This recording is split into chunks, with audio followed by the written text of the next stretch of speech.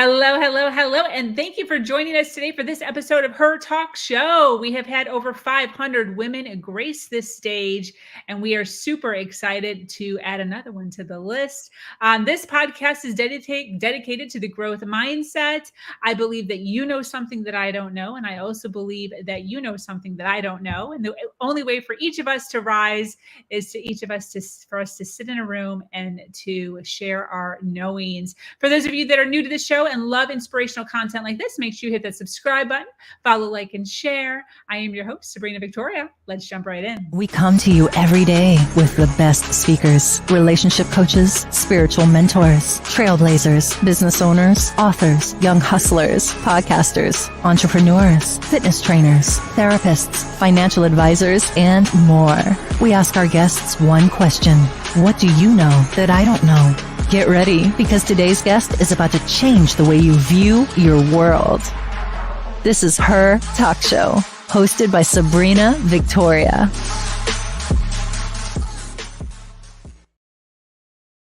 Hello, if you're joining us live, welcome. And if you're watching us on the replay, make sure you hashtag replay wherever you're watching us at so we can send you some love. Either way, if you are watching this video, if you could share it wherever you're at so we can get more eyes and more ears on the awesome content we are going to be sharing today.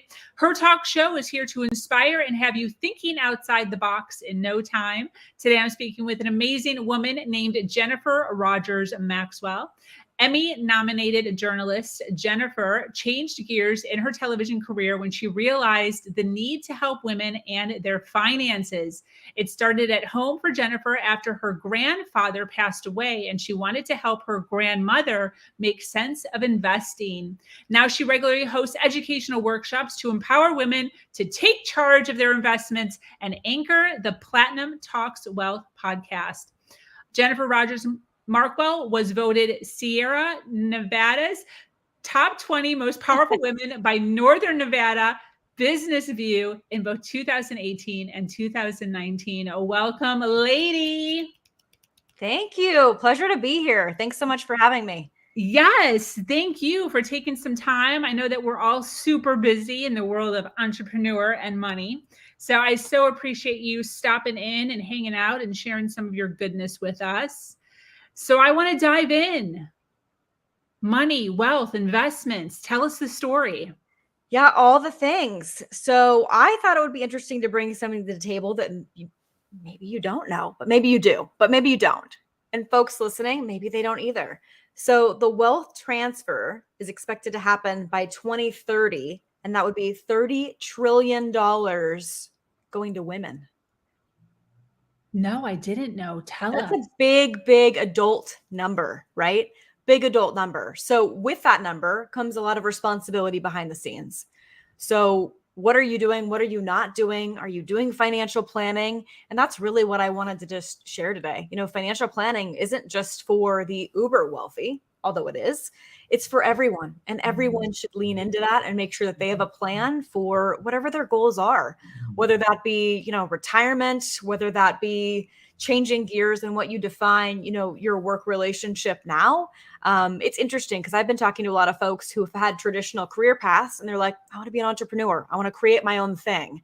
But based on how they did their financial plan, they have the wiggle room and flexibility because they were planners to be able to make those changes in their own world. Yes. And I could say that with my own story for sure. I mean, the only reason that I was able to step in and stay in this is because of the amount of money that I saved before I actually did the jump. It's a game changer, truly. Yeah. Of being disciplined early on so you can really create time for yourself. And that's interesting as well. So when we think about money, sometimes people will gravitate to, oh, it's the money of all evils, or money is my God, which it shouldn't be. Money should be a tool, quite frankly, a tool for you to get time, right? Health and time, I think, are the most valuable assets out there, like hands down, right? Whether time means to you spending time with family, traveling, whatever that looks like, you're saving and doing different strategies potentially to create that time and free that up so you can do more of what you want to do. Absolutely. When did you kind of fall into this world? Was it right with the grandfather, grandmother thing, or were you kind of dabbling in this money world for a while? No, so my story is, I feel like it's pretty unique, but I also pride myself in that too. So I worked in television for 18, almost 20 years. Gosh, reporting, anchoring, I'm Emmy nominated. I had just signed a contract with Holland America and Food Network, which was like the dream job. Travel around, interview chefs, like amazing, right? And eat food. So super excited to do that. And my grandpa got sick. My grandpa was such a crabby, ornery, fantastic man that we were like, oh, he'll be fine. He'll recover because he's crabby and ornery and has that, spirit behind him. So I went home to make sure that he was good, only he wasn't, and he passed. And I can actually say this story now without crying every single time, but he was such an impact in my life. And my grandma was like, what just happened? What just happened here? Because we weren't expecting that. Even though he wasn't doing the best of health and he was in his late 80s, I thought he'd be like 145 and the grampy grandpa, next door. Yeah. But he wasn't, and he was gone. And we were like, oh gosh.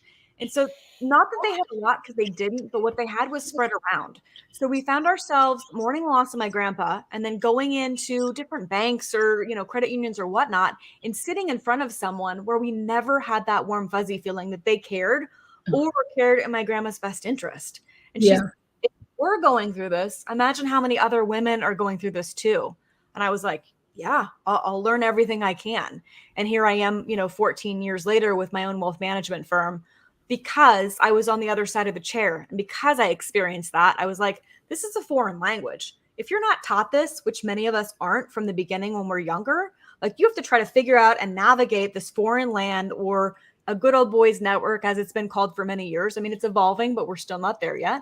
But at the end of the day, like you need someone to help you who puts you and your best interest first amongst everything else. Mm. And that was my path. It was a path that I never expected for myself by any means, but it was a path where I felt like, okay, like the river's flowing in this direction. I can fight it and go upstream. I can stand here and have the water hit my back, or I can move forward and see where this journey is going to take me. And here I am.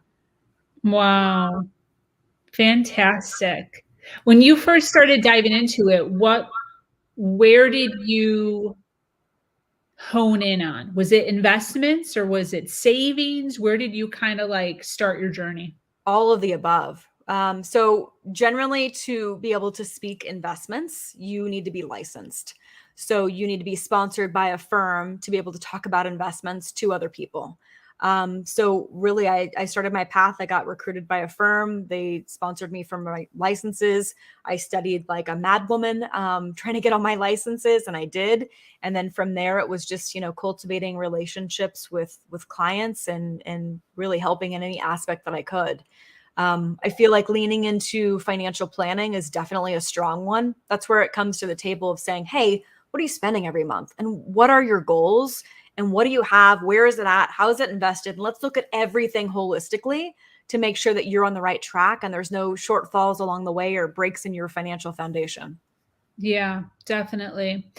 I know that there's so many women that can relate to your grandmother, either in actual time or a worry that they have for their future as far as, I don't know anything about our finances. And if somebody were to pass away, I hear this all the time.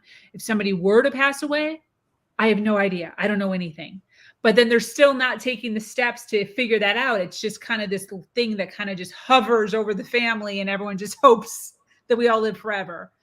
What should somebody right now in real time be doing to become more financially insightful? Yeah, that's a really fantastic question.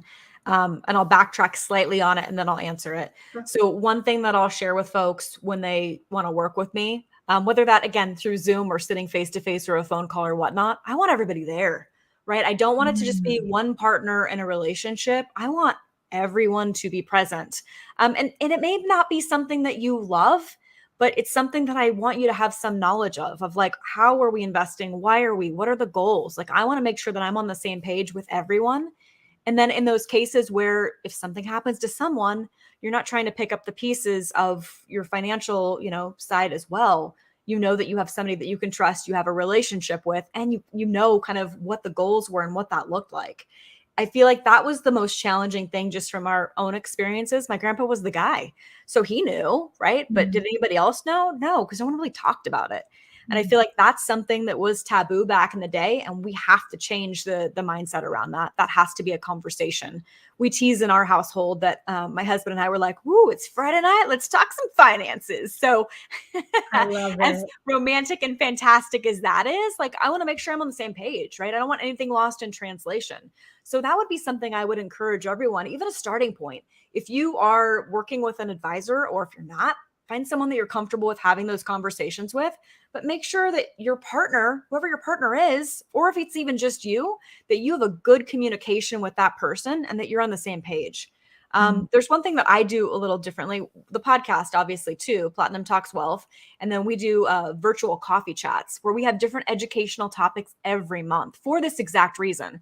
It's, completely free to join. It's just education we want to share out, whether that's education with, talking to a trust attorney about trusts and the legalese, or a tax professional about what's coming down the pike when it comes to tax reform.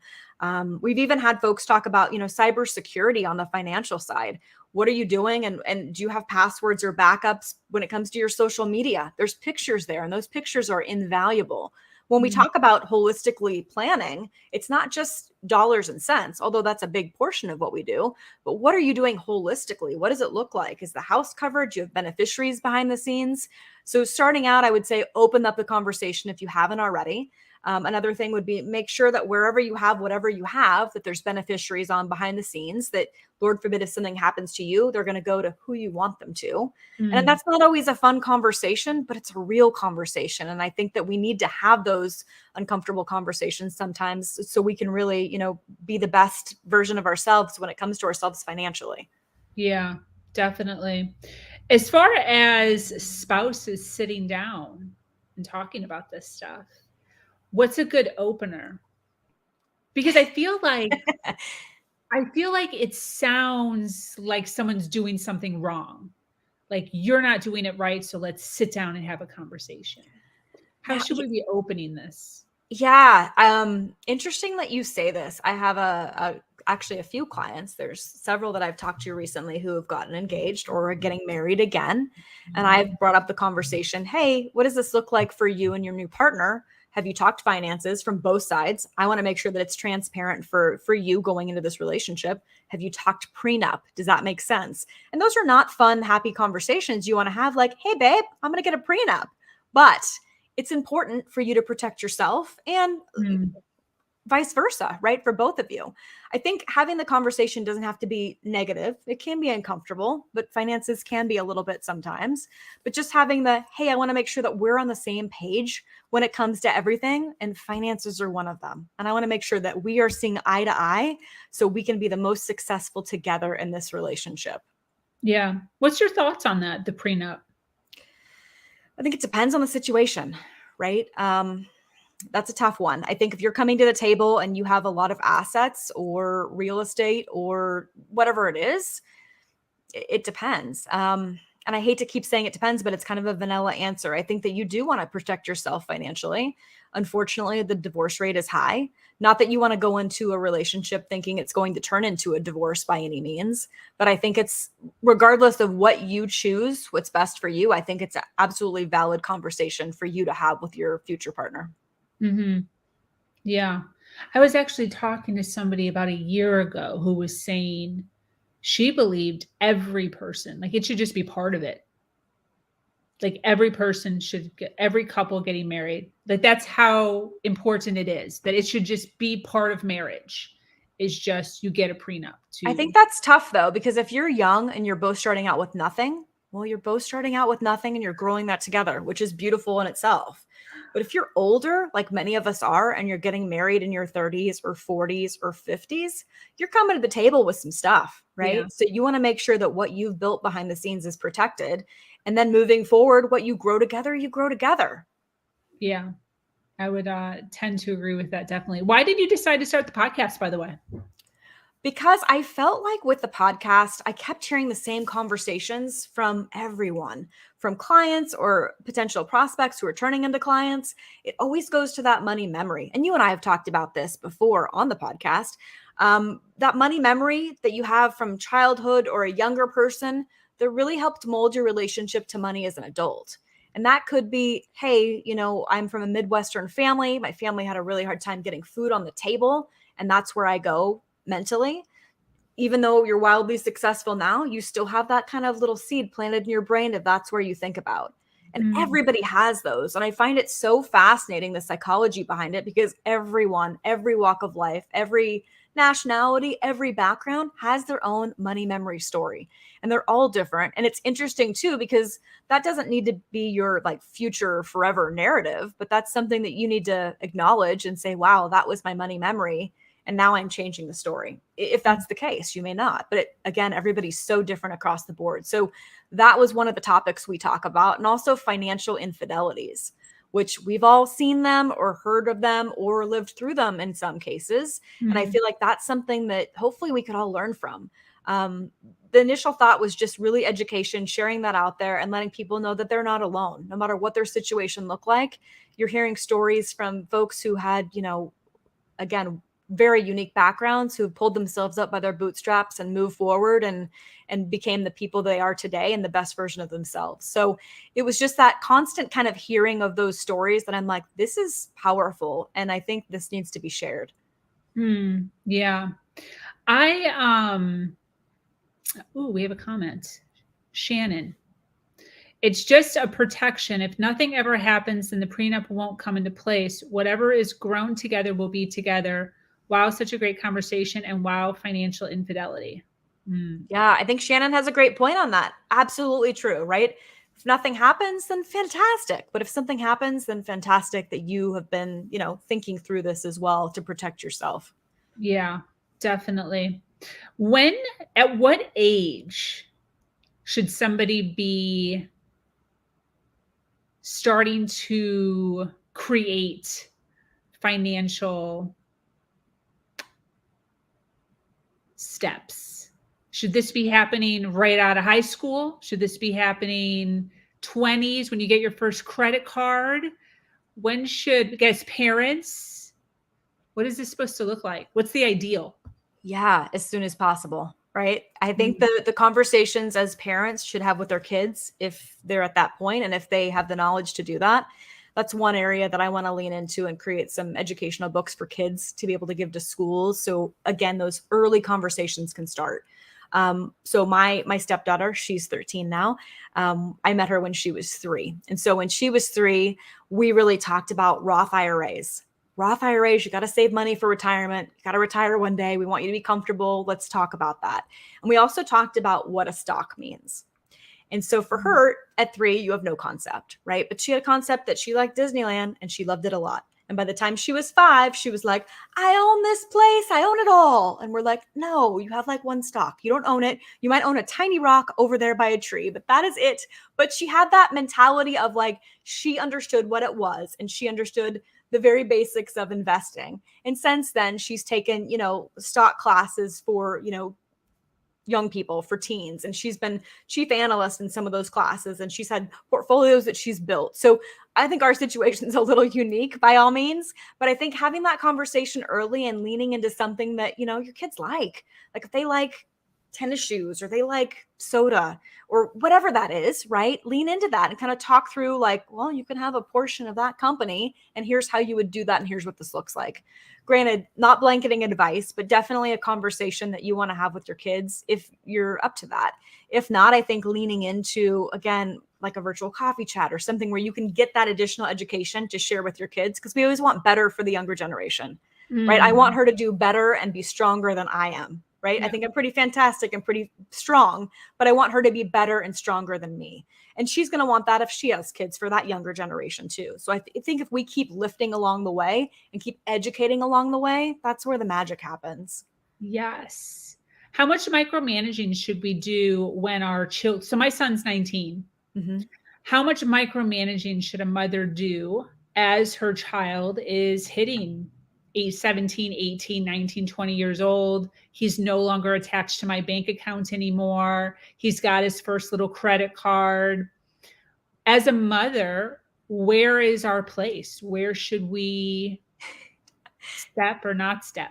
I laugh at this because I'm like, I'm going to be in her business all day long. And I'm a step parent. Like I tease, I'm like, I'm amazed I didn't birth you because, and she's like, I know, but I'm going to be in her business forever. Like, I don't think it's an end game. Like when they hit a certain age, I'm going to say, hey, are you doing your Roth? Like, are you taking advantage of 401k? Like what's happening?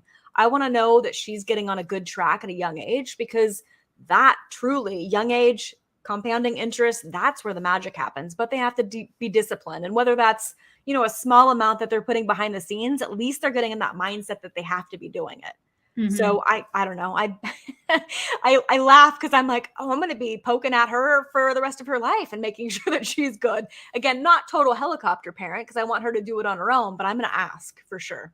Yeah. As far as credit cards go and the discipline between paying it off, not paying it off, letting them make their own decisions, you know, like I know for me, myself, like I went into huge credit card debt when I was probably 19, 20 years old or so, just not understanding credit cards or how the whole thing works. Are we supposed to allow our kids to make their own mistakes? If we do kind of see them falling in so that they understand it. What's your thoughts on that? Yeah, that's a tough one. I think dating myself a little bit, I remember in college, having like walking down the kind of 4A area and there were all these credit card booths set up and they're like, oh, we'll give you a bag of M&Ms. You'll get a t-shirt. You'll get a free beer, whatever that was. And I was like, this is a fantastic idea. I must have 32 credit cards. What a terrible idea that was. And no one told me otherwise, but I had a beer and I had a bag of M&Ms and I had a great t-shirt that Lord knows where that t-shirt is, but that also got me in debt at a young age. Yeah. So really trying to navigate through that, I think we can do better for our kids. Not that we want to take responsibility that way of like paying off their bills per se. I think they need to have skin in the game on that. But talking to them saying, hey, you bought a pair of socks. Well, guess what? If you don't pay that pair of socks off, do you know how much those pair of socks are going to be with interest and credit? And I think really showing here's a $5 pair of socks and they're like $45 if you let it roll for a while. I think showing that is a mind opener for a lot of folks. And I think even adults sometimes don't think of it that way. They're like, oh, I'll just pay, you know, the minimum or whatever. No, pay it off when you can, right? When it makes sense, pay it off. If you're going to use a credit card, try to get in the discipline of paying that off every single month. Otherwise, you're paying considerably more for something that you're buying than you even realize many times. Yeah, definitely. Because I feel like my learning came with that. And because of that situation that I was in, I always pay my credit card off. So like if I don't have enough money in I use credit because I like the points. But if I don't have enough money in my bank account to pay off my credit in full, it's like it's not a thing. Like I don't purchase it because of the story that I have from when I was 19, 20 years old, and the same exact thing. A pair of socks wound up being $45, even though they were originally $3. But me just not understanding the concept of that. So now understanding that, I shouldn't say never, but like up to this point in my life and from 30s on, I have not had a rolling balance on my credit card because of that situation that I went through so young, and just realizing like, why would I want to pay double, triple, quadruple for Chipotle? Totally true. And I feel like, again, until you kind of have that life lesson. So again, the life lesson's there, but can we share it ahead of time? And maybe they'll pick up on it. Hopefully. Yeah. They're going to forge their own path, right? Yeah. How many times do people tell us something and we're like, no, we're going to figure it out our own way, whatever that is, right? Because you've got to have that life lesson there. But if you can share it, I mean, I think that's the best you can do, right? Share it and just say, hey, here's what this looks like. Do you want to pay this or do you want to pay this? And do you want to be in debt forever? Or do you want to be a millionaire because you did the right things of investing and doing smart strategies when you were younger? Yeah, definitely. So I want to touch on this, and I feel like we've kind of covered this in general, but I'd love to just kind of give you the floor on this. Financial planning. Why is it important? I think so many times we feel like as long as we're just paying all the things and there's not a whole lot of debt, we're like good, and we don't need to do the whole financial plan thing or have any sort of set anything for our future. We're very YOLO-esque. Why is having a financial plan so important, where we should actually take the time to sit down and figure it out? So think of it as a roadmap, right? That roadmap will basically, I think, give you a little peace of mind there, because you're doing all the things. But at the end of the day, when you're 50 or 60 and you're like, did I do all the things right? Am I okay? And I've seen that so many times with folks where they're like, I have no idea. I've just been throwing stuff around and doing what I need to do and maxing out retirement accounts. And I think I'm doing okay. I think it's not good enough. It's not good enough for you. It's not good enough for knowing. Like, I think truly having that roadmap in place of saying, I know where I'm at, and I know if I stay on track based on what I'm doing, or, whatever makes sense for me based on your relationship with an advisor potentially, then you're on track to hit your goals, and when you can retire. When it makes sense to pull out certain amounts of money from the portfolio. If you want to change gears, like we had said earlier, in your business path and you want to be an entrepreneur, well, you have the room to do that because you are disciplined, but because you have the plan. You're not just guessing anymore. I always think of it as kind of the ostrich pushing its head in the sand, right? You're doing things, but are you doing the right things? I don't know. I don't know. I don't want to look at it. But at some point you need to. And it's not as scary or as painful as I think some people may think, right? It's putting it together. It's having that roadmap in place, and it evolves with you as life changes. Someone may pass away. You may get an inheritance. You may change a job. Like, all of those are factors that change your roadmap. And we want to make sure that you're doing the right things behind the scenes to get you to where you need to be with your goals. Yeah. When is it okay to take money out of your portfolio? Never. No, just kidding. No, I think in retirement, right, the rules apply for most retirement accounts. It's that magical 59.5 number. I find that a lot of folks will kind of lean into 65 because that's where Medicare kicks in, and that's where you have a health insurance benefit. So I think it depends on, what does your financial snapshot look like? So it's a vanilla answer for you. Do you have a pension? Do you have Social Security coming in? Do you have any income streams at all? Or are you completely living off of a portfolio? And then what are your expenses? We don't want it to dwindle too fast, but we want you to enjoy your life as well. So that's where it goes back to the financial plan, making sure that we're doing the right things and taking from the right places when it's time for retirement too. Yeah, that makes sense for sure. Yeah, as far as my own story goes, and the money being reinvested into my business, that's something that I myself think about, or kind of comes up in my head sometimes, as far as pulling money out of my stocks in order to reinvest it into the business, to be able to push my business forward a little bit faster than where it's going now. Is that something that makes sense, if the money's being reinvested into something that is then going to create more? Or does it still make more sense to keep it exactly where it's at? Depends. I mean, you're asking great questions, but I would want to delve in your financial situation before I could give that answer. Because are you pulling from a retirement account? Are you getting a penalty? Is there a taxable liability you're, having to deal with, and you're paying higher taxes because you're selling things out of a certain thing? Is it a taxable account? And are you being tax sensitive in what you're strategizing within that account? Because a lot of people don't take taxes into account when they make moves financially in their portfolios. So is it costing you more by doing that? It could be, but maybe not. So it really depends. Yeah, that totally makes sense. As far as limiting beliefs around getting a consultant for your finances, what are some things that you see, and what are some myths that you'd like to punch in the face? Yeah, that's such a great question. And I was going to share that at some point, hopefully, in the conversation, because I feel like I hear a lot of, I don't have enough money to have a financial advisor. I don't have enough money to have a wealth manager. I don't have enough money for that. Well, yeah, you do. I mean, I think it depends on the advisor you're working with. Some will have thresholds that they won't, support clients under a certain dollar amount. I have clients across the board, whether they're starting out or starting over, and they come to me and they're like, I have $1,000. Can you please help me just get on track and navigate so they can get to where they need to be? Or I have clients that come to the table with, multi-million dollar accounts and have similar needs where they need to make sure that they're on track and doing the right things with their money as well. So I think it really depends on the relationship. And I would say talk to several people. If you're thinking or shopping around, talk to several advisors, see who you communicate with best. Ask them if they have a threshold. For me and for my team, we're relationship driven. So if we feel like we can help you and we have a good, communication going, then yes, we're honored to help you. Every dollar you work hard for, regardless whether it's $1 or $20 million, you still busted your tail somehow along the way. And that's a big deal. And we don't take that lightly by any means. So we're very relationship driven. So at any point, you should lean in if it makes sense to you to have those conversations and see who's the best fit for you to work with. And it's a long-term relationship too. Clients I've had for, 13, 14 years, many of them. I know their kids, I know their grandkids, I know their great grandkids, I know the family structure. And we're there to support in any manner that we can with that relationship. Yeah, that's great.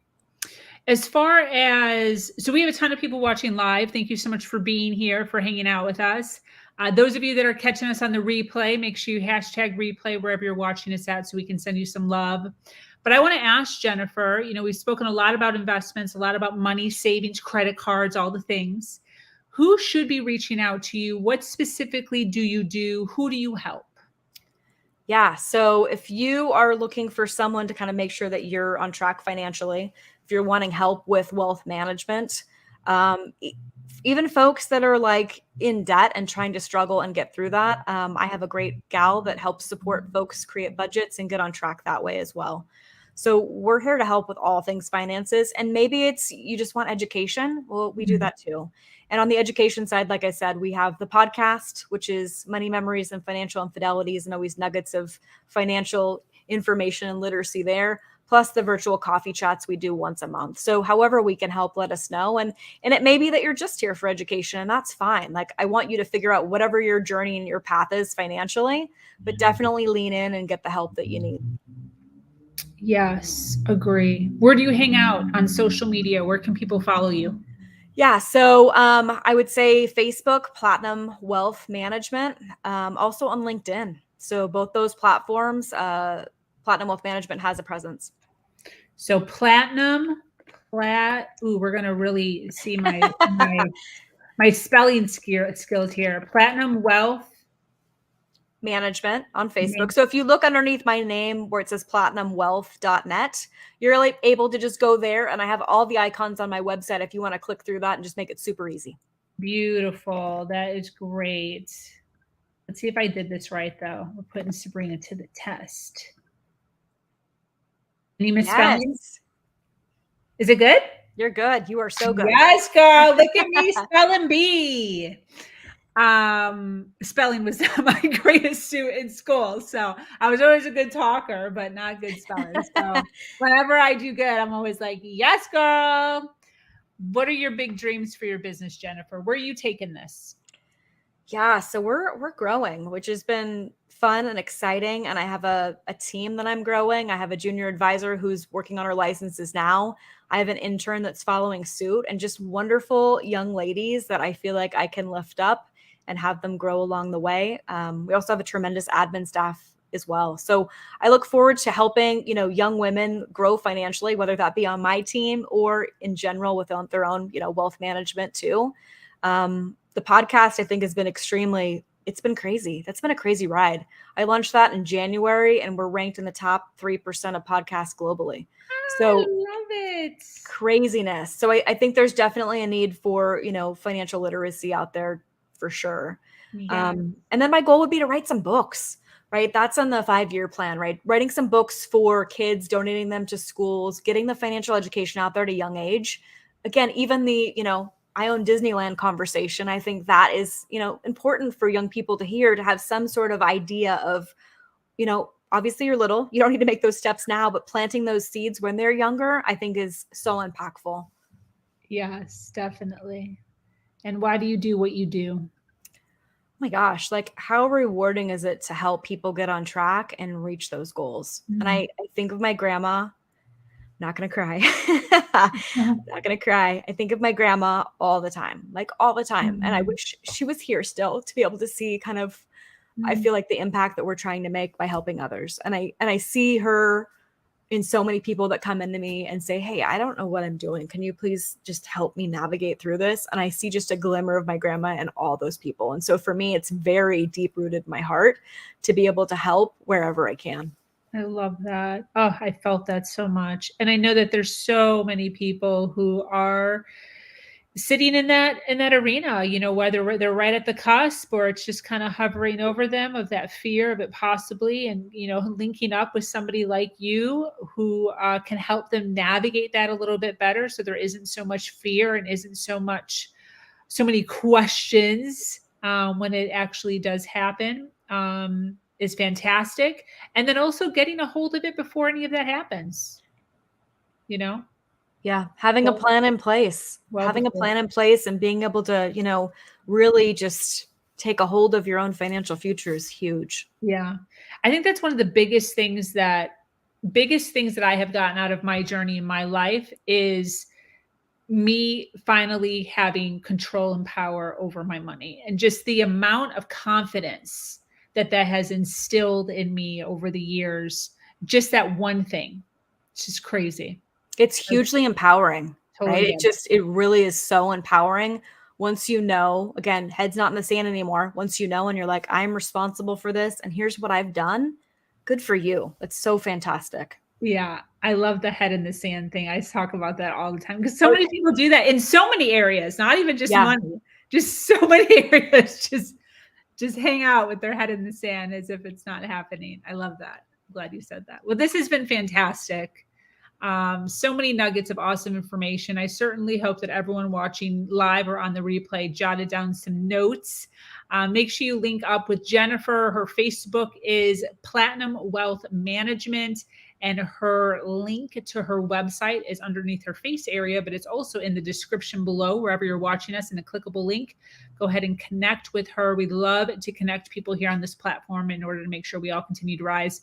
Any closing thoughts, Jennifer? Oh my gosh. Like I would say because I interviewed you for my podcast and that will be releasing soon and I'll let you know. And that was just a fantastic, beautiful, raw interview. And I'm so honored that you did that. And I think people should definitely listen because you share just your heart and soul on that. And I'm so grateful.